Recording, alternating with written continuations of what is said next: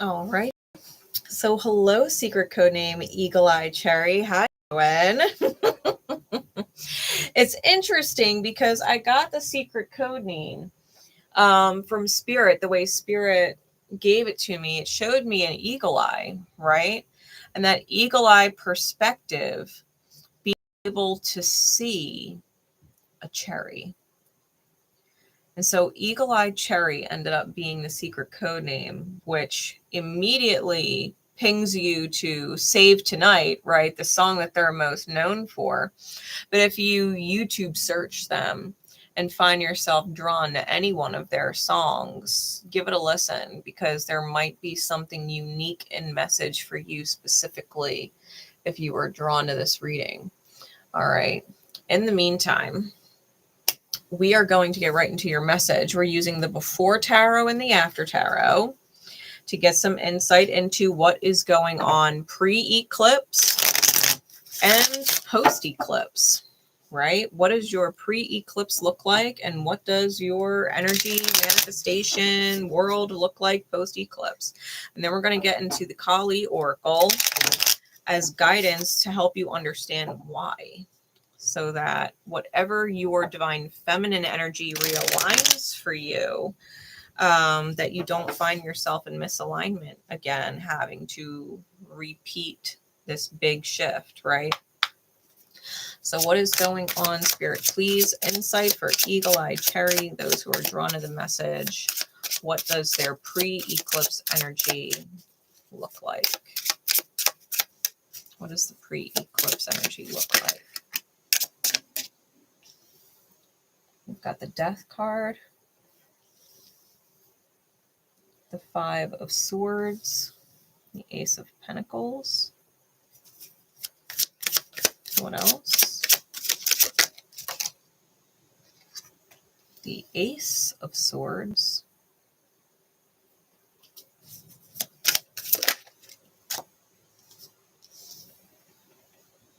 Two of Wands,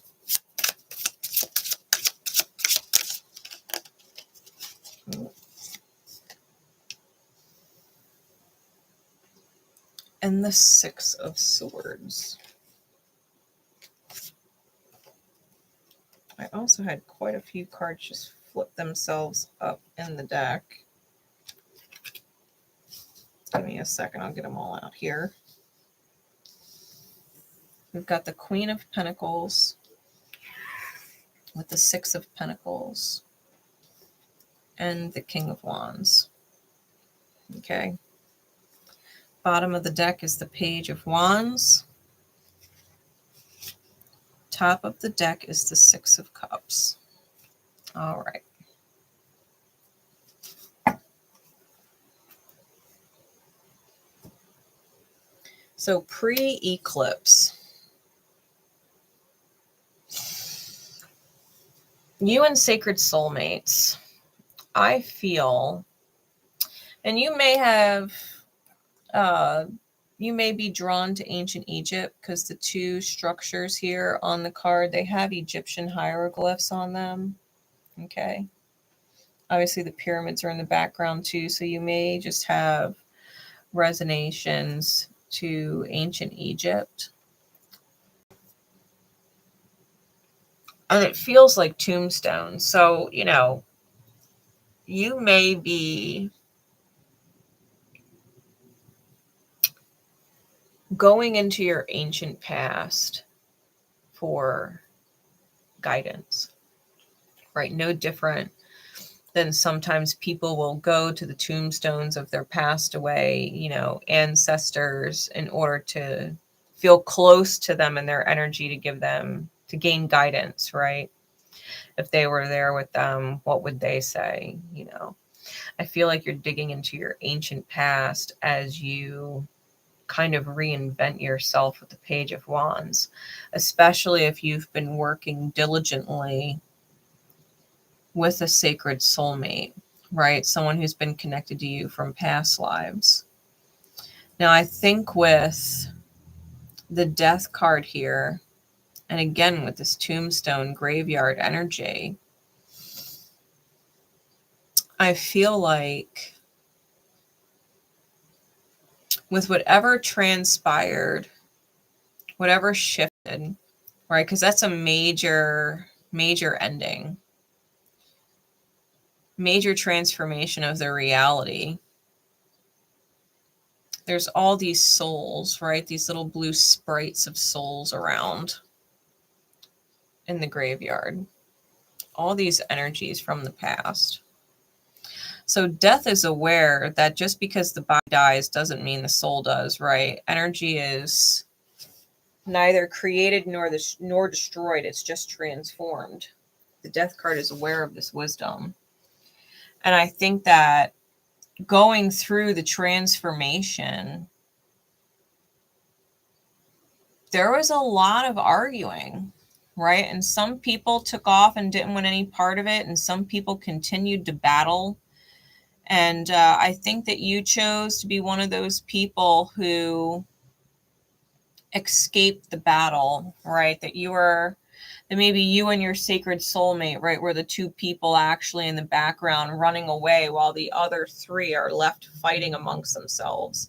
I think you walked into this Ace of Pentacles energy, right? This garden or paradise energy.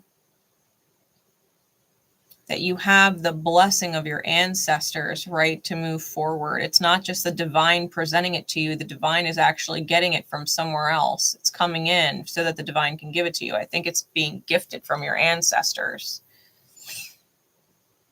And you've got this truth now, right? This sword and a stone that's being pulled out. It's almost like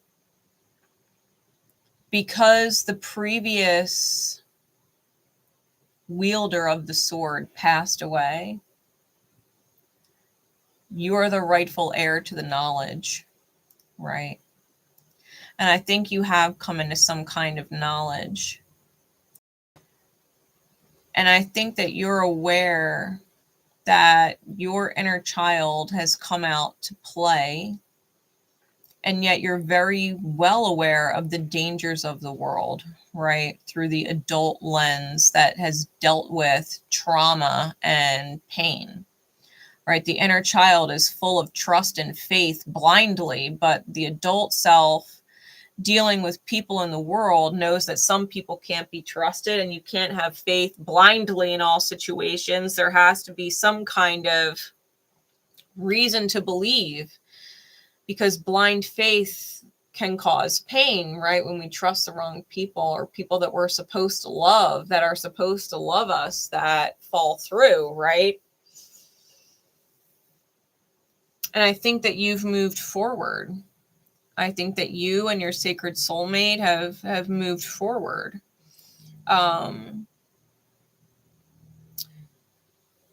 The thing is, these other three cards came out, and we've got the Queen of Pentacles here with the Six of Coins and the King of Wands. And I gotta be honest, I'm not really a big fan of this energy. I can't really tell if it's yours or not.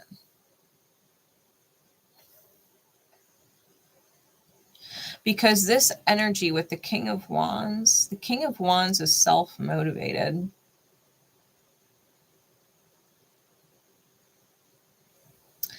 And the Queen of Pentacles, you know, when we think about traditional Rider-Waite, she's sitting on the throne holding the coin in her lap. This is the before tarot. And so she's being given the coin, but from a snake. Which means she takes the coin from the snake, right? If in traditional Rider-Waite, she has the coin in her lap, then the before tarot, that insinuates that she took the coin from the snake.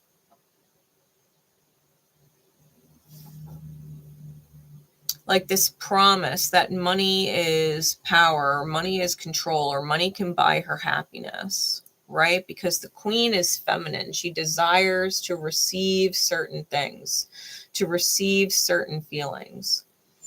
And it's like, if you have this money, if you have this power, if you have this control, you'll be happy. The problem is she feels like a beggar, right? She feels like she's on her knees taking it from someone else who is better off. And so it's like she takes this coin from the snake because that means she doesn't have to take it from who she's taking it from. It's self-motivated.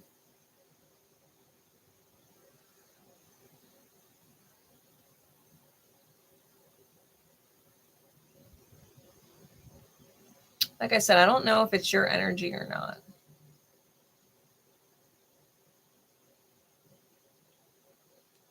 But it's the temptation, right? The temptation to have your own so that you don't need to ask for it.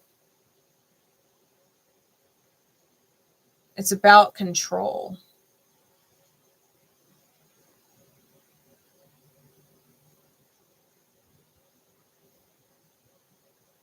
Because you don't want to feel like a beggar.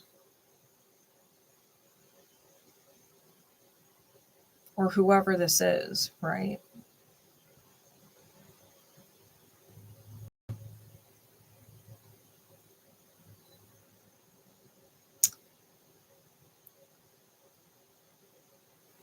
But if you're with a sacred soulmate, why would you feel that you're begging anyway?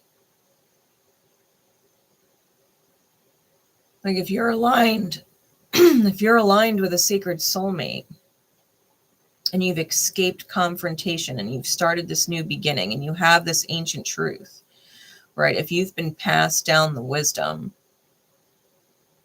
and you moved forward, it's because your adult lens is seeing through a trauma lens and not an innocent lens. There's some kind of fear attached to the adult lens. You got to ask yourself where the fear is coming from, what causes the fear state that leads you to choose these choices, right? The temptation to get money elsewhere because you don't want to feel inadequate is very self-motivated, right?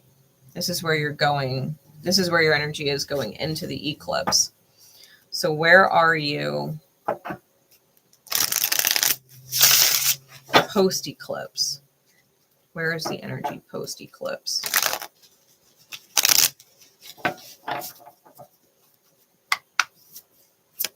Insight, please, Spirit. Eagle-Eye Terry. We've got the 10 of Coins reversed. It flew at me out of the deck.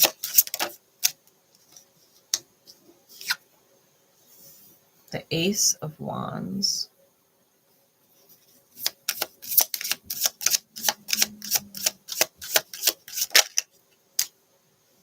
The Queen of Cups.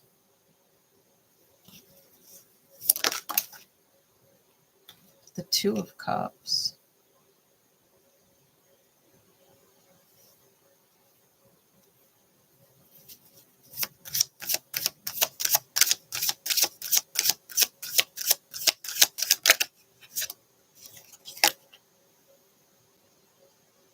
The Six of Pentacles again.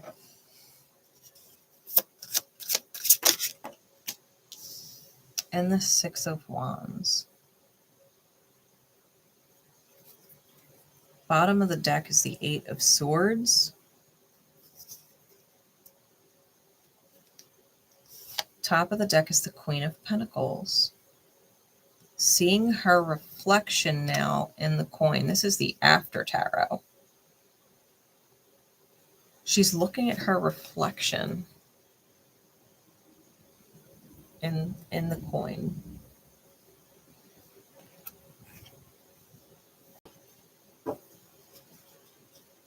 So it is you.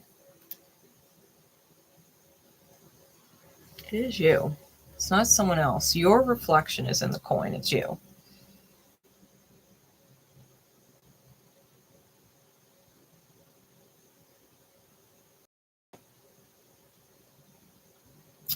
It's almost like you're searching for your value,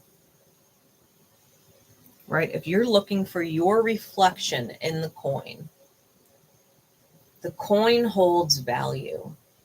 You're looking to find your value. And your value is based off of how much money you make. And if you're not making any money, then you don't hold any value.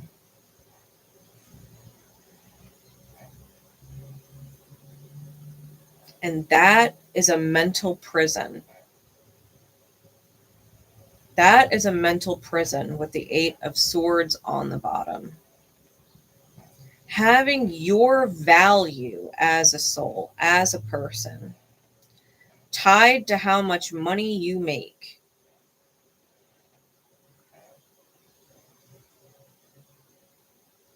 That's a prison.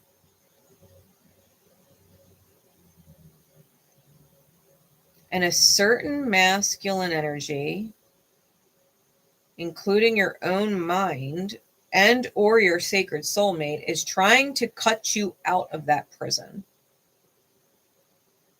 Whether it's your own mind or a masculine in your experience, they're trying to cut the ropes off. The ties that you have bound yourself to with that impression that you are only as valuable as the money you make. Otherwise, you might as well be worthless.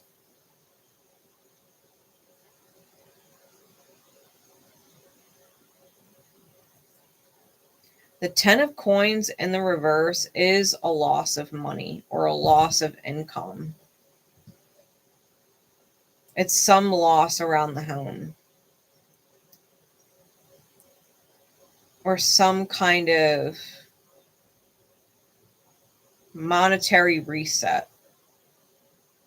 Or loss of value. Maybe the home's declined in value or something, right? It could be anything. The 10 of coins is in reverse.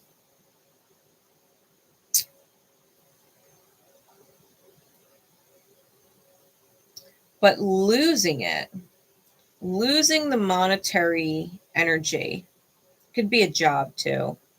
Losing the monetary energy actually inspires the Queen of Cups energy, right? The Ace of Wands turns into the Queen of Cups. The salamander can lose their tail and it will grow back, right? What's lost is not really lost. It can be cut off. The money can get cut off, but it'll come back. What's real is that the love is there, right? This Queen of Cups energy. She actually took the top of the urn off and is blessing it with a fish. It's money. Fish and money go hand in hand synchronistically. Fish go with the flow. It's money energy.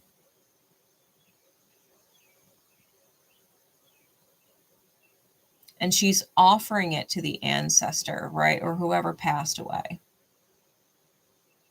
Offering it to the divine. Because if they've passed away, they're a part of the divine now. Like in the other realm of things.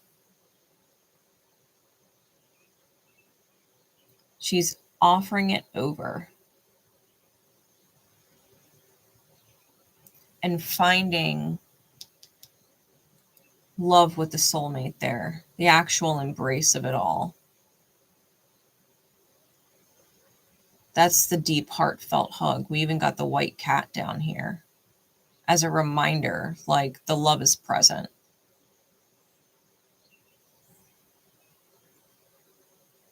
It's about being grateful for the little things. That's the victory. It's not about how much you have. It's about the value of what you do have. And if what you have is love and what you have is connection, then that's what you're being given time to find gratitude for. That's the victory.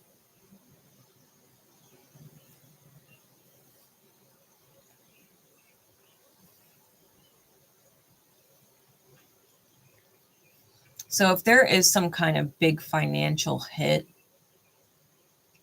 or you just simply walk away from a certain monetary path,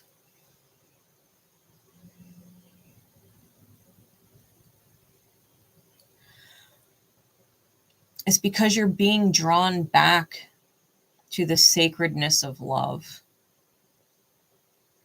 That your worth is not tied to fucking money. That you're not devalued.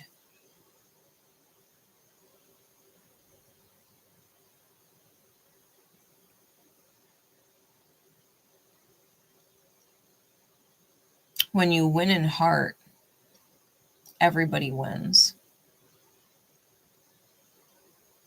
When your mind wins, your feminine wins. Right? The masculine sitting on the horse, getting all of the praise, the public, whatever, that everybody praises the masculine. The masculine shares the victory with the feminine. The feminine receives the victory because the masculine got the victory. So they both did.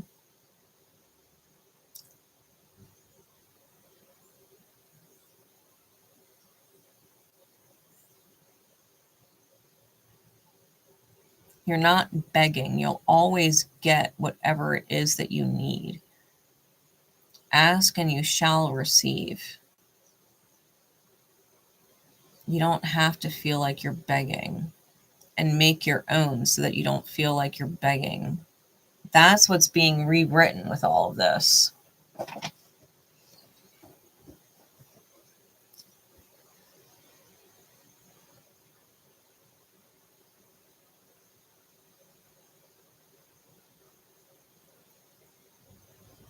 It's almost like you were putting a false sense of value on yourself, because you don't actually see the value of the love you give. And there may have been a major moment in the past that brought that about, that you feel that way, but it's being undone.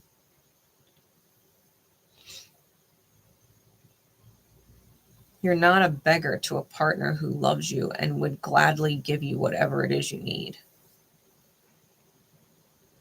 You know what I mean?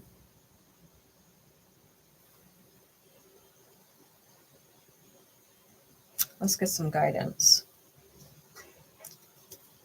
as to why this is so important so that you don't repeat it. A card above all others, please, Spirit.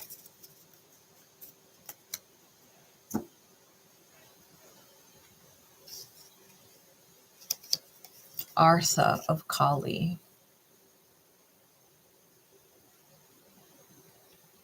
Card number 36.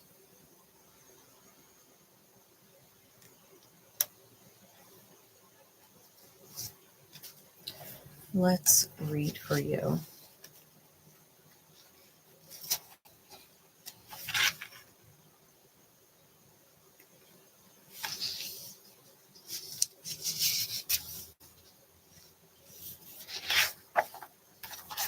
All right.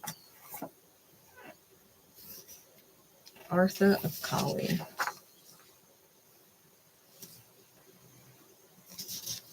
Her heart contains the seeds of your soul and complete awareness of the divine destiny she has always intended for you. There is a sacred purpose for which you were born and a meaningful, divinely protected pathway for you to fulfill it. Only you can decide to put your faith and commitment into that path and to take one step at a time in honoring what has value to your heart, tuning into her loving plan. In taking those steps, the pathway will reveal itself, and you shall attract great blessings that will benefit all beings. When the heart is ready, a compelling question arises. For what purpose was I born? The sacred feminine within the heart knows how to grow and evolve organically and instinctively. There is a sacred masculine energy within the heart too. It yearns to manifest meaningful truth, to protect that which is worthy, and to dedicate our efforts towards a clear purpose. It provides for our loved ones and creates a safe place within where the feminine values of love and connection can thrive. As that masculine energy grows and evolves within the soul, it expresses a desire to accomplish these aims for a broader community and a higher purpose. Artha, in that sense, is the searching for meaning, for a higher purpose, for the methods of creative expression and spiritual exploration that give our lives clear direction and emotional fulfillment. In our intellectually driven society, we prefer to know the destination first and then become somewhat willing to trust we are making progress, provided we feel in control of where we are going. However, the truth of the manifestation of life's purpose is somewhat different. The often painful first step is to give up our stranglehold on the how, when, where, who, and what.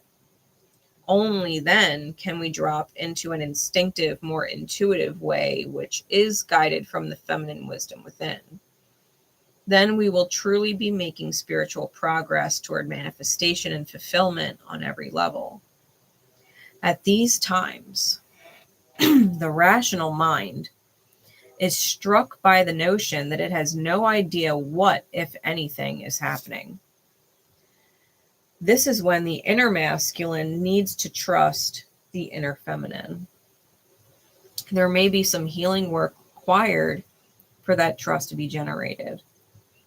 Such healing can ask you to have the courage and wisdom to move beyond the intellectual assessment of what you think you should be doing, and your self-created ideas about what evidence of success you should have.